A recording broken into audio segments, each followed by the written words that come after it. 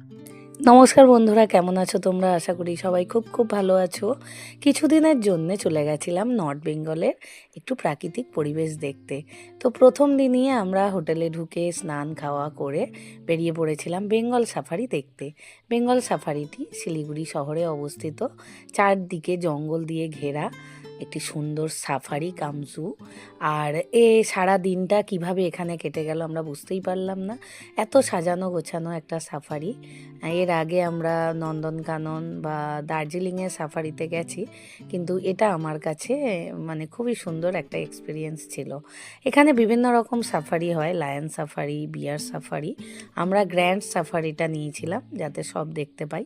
তো আমরা প্রথমে হরিণ, তারপরে সিংহ, তারপরে ময়ূর, এখানে পেখম তোলা ময়ূর দেখতে পেরেছিলাম, যেটা আমাদের কাছে আলাদা পাওনা ছিল।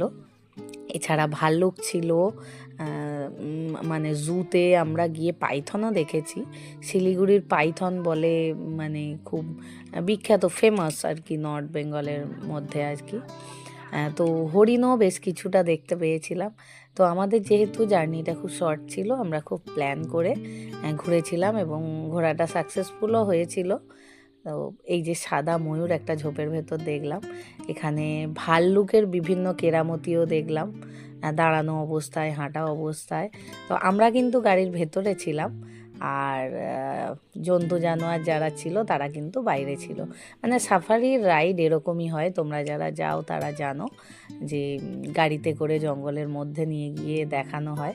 খুব সুন্দরভাবে আমরা প্রতিটি পশু দেখেছি এবং বাচ্চারা তো স্পেশালি খুবই আনন্দ করছিল। আর জঙ্গলটাও আমার খুব ভালো লাগে, প্রিয়। তো সেই জঙ্গলও দেখতে বেশ ভালো লেগেছিল।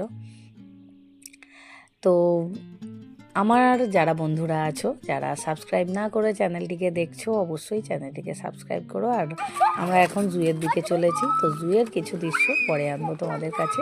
আর এই যে আওয়াজটা শুনতে পাচ্ছ, এটা কিন্তু কোনো মানুষের আওয়াজ নয়, এখান থেকে কিন্তু বানর ডাকছে খুব জোরে জোরে, পুরো মানুষের মতো। তো তাহলে সঙ্গে থেকো, পাশে থেকো আর দেখতে থাকো আর এক জায়গার দুনিয়া। টাটা।